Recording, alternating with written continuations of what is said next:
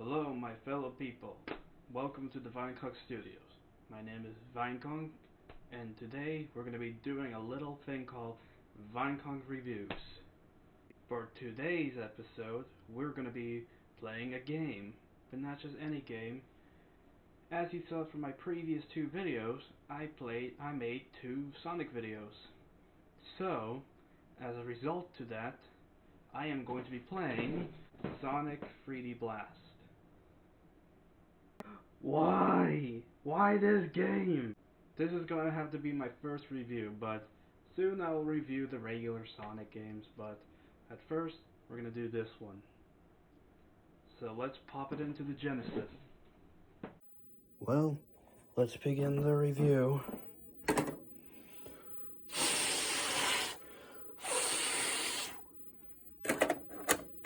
Stick it in there. Shit.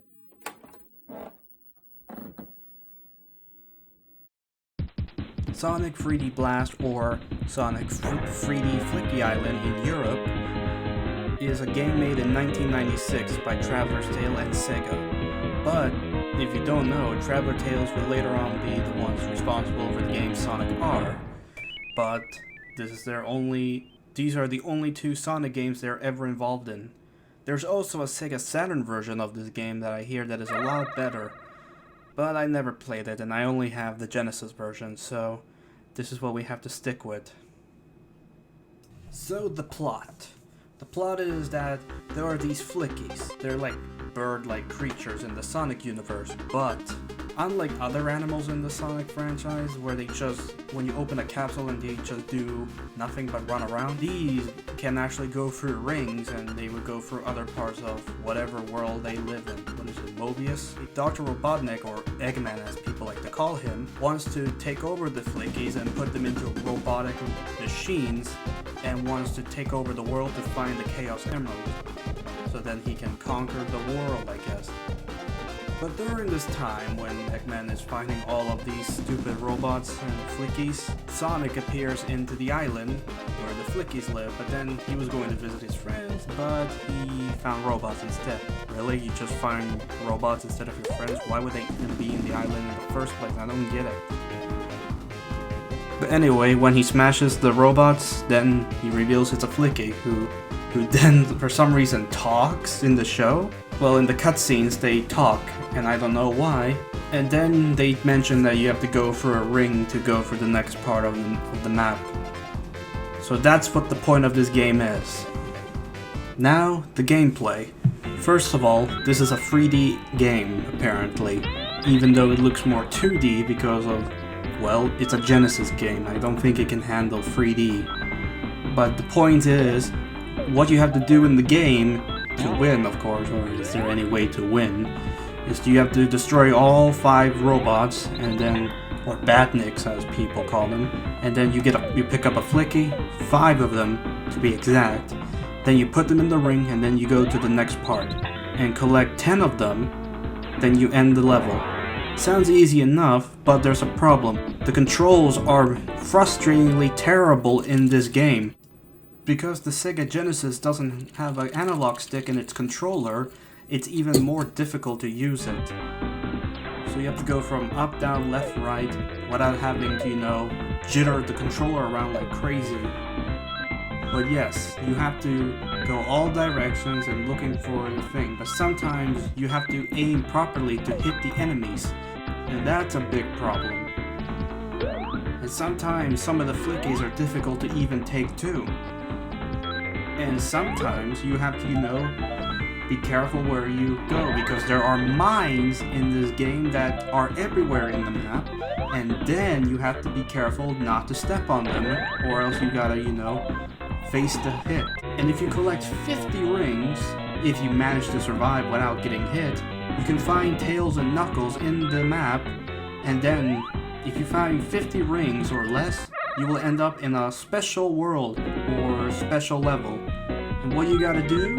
It's very similar to the special stages in Sonic 2 in a way, but they're a lot easier to do. And there's more rings in those too, so it doesn't even... And you can probably get all the Chaos Emeralds in one take. You don't have to do like in the other games where it's difficult to get the Chaos Emeralds. All the special levels are almost the same. You might be thinking, is there any positives with this game? Well, yes, there is. The soundtrack is pretty good. Every time I boot up the game, I don't even want to play the game even. I just put on the headphones because I have a Model 1 Genesis, and then I put in the soundtrack and I play the music with my headphones. And that's something I like. But I don't really do that often anyway.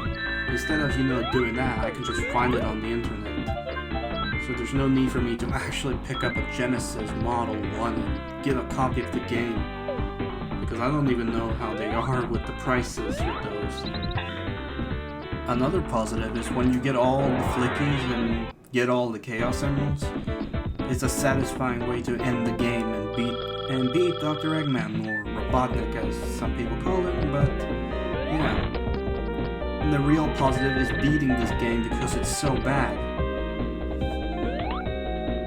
There's also a box that has a homing attack shield, but I couldn't find it in this recording, so I can just put in someone using it. Yeah, there you go. Now you know what it looks like. It's just orange. Woohoo, yeah. Well, there are some problems with this part of the menu. Like, some of them have a sound test, some of them is just controls, but when you look at the controls, it's literally just the controls. Like, what the hell is this? And the sound test, you can just listen to everything you want. Like, even sound effects from the game, like, yeah, like that's helpful. But you can't change the volume or anything like that. Like, if you don't want to listen to the music, you can do it. But at least you can listen to the soundtrack, at least you can listen to anything, or just do this.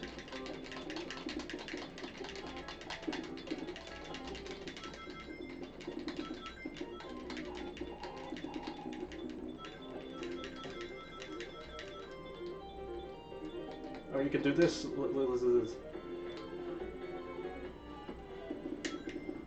Ah. Well, the problem with this game is that it was too early for its time. 3D was a new thing in the future, but this is an earlier version of that. And I don't like it that much because of that. Because it's also for the Genesis. The Genesis is a good console, don't get me wrong. But it's not meant for that. It's meant for something like the Sega Saturn. If I ever get a Sega Saturn, I will review Sonic 3D Blast on the Sega Saturn. So stay tuned for that whenever that happens. Well, that wraps up for this video today. I will be making more Vinconk Studio reviews. Hopefully this one will not be as cringy in the future, because this is my first one. And we will then see you on the next episode. Nothing much to see here, just playing a horrible game that I don't even like. Hopefully I don't own a Game Gear and play Sonic Blast. No, wait. There's more ways than just to play with a Game Gear. No, don't. Please, everybody, don't make me play Sonic Blast. I don't want to play Sonic Blast, okay? I don't want to play it. My god damn, it's too bad. Not only that, this game is bad enough. And I don't need to play a worse version of this game that is all 2D. Seriously, oh. But I don't need it.